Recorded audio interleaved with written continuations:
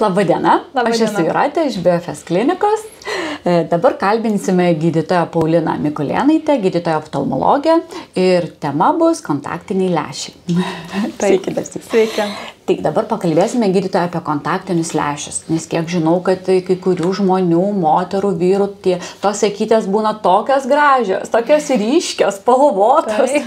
Ir galvoju, kaip čia žmogus gali tokiom akim gražiom būti. Tai dabar noriu pasiteirauti tokio dalyko. Ar galima įsigyti kontaktinius lęšius be recepto? Taip, yra tokių kontaktinių lęšių, kuriuos pacientai gali įsigyti visiškai be recepto, savo nuožiūrą. Tai dažniausiai yra spalvoti kontaktiniai lęšiai, kurie gali būti įvairiausių spalvų, nuo žalios, mėlynos, rudos, juodos iki raudonos, violetinės ar net baltos. Taip pat yra kontaktinių lęšių, kurie yra skirti apsaugai nuo saulės. O kada reikalingi kontaktiniai lęšiai jau su receptu? Tai reiškia ne dėl grožio, ne dėl vaizdo, bet jau dėl gydymo. Tai tuomet, kada yra nustatoma toliaregystė, trumparegystė, astigmatizmas ar presbiopija, kuomet jau yra reikalinga korekcija akiniais, bet pacientas, pavyzdžiui, akinių nenori ar negali nešioti, tuomet rekomenduojame įsigyti kontaktinius lęšius. O kaip žinoti, kokius kontaktinius lęšius tiesiog galima nešioti, kurių negalima nešioti? Tai kontaktinių lęšių tiek rūšį, tiek patį tipą geriausiai rekomenduos jums gydytojas oftalmologas arba optometrijos specialistas, parinkdamas tiek stiprumą tų lęšių, tiek nustatydamas jūsų pačių akių būklę, refrakcijos ydą, taip pat ir parinkdamas tą tinkamiausią kompromisą, tinkamiausią tą lęšį pagal paciento norus, įsivaizduojamus tikslus, kaip tuos kontaktinius lęšius nešios ir kaip viskas ateityje bus ir kaip viskas nešiosis. Ačiū. Dar norėjau pasiteirauti, o BFS klinikoje galima parinkti kontaktinius lęšius? Žinoma. Galima, ar ne? Žinoma. Tai dabar, jeigu mes pasirenkame kontaktinius lęšius, ir kokia jų priežiūra būtų?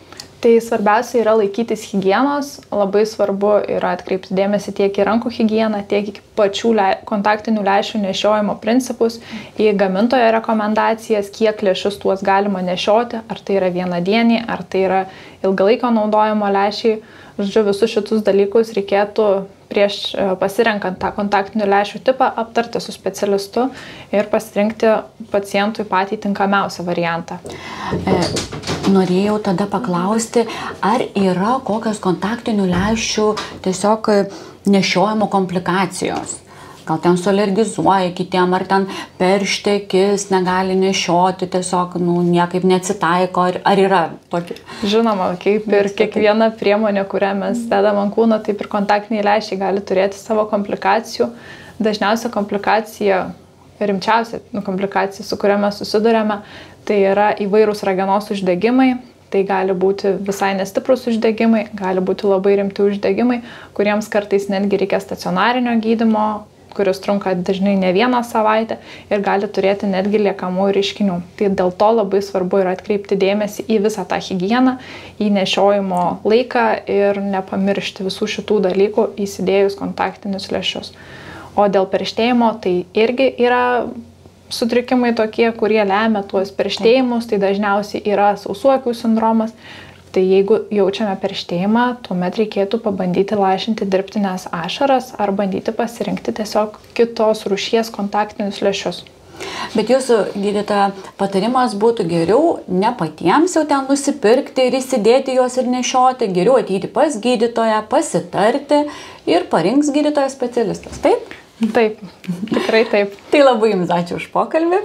Ačiū jums. Kalbėjome su gydytoja oftalmologė Paulina Mikulėnaitė.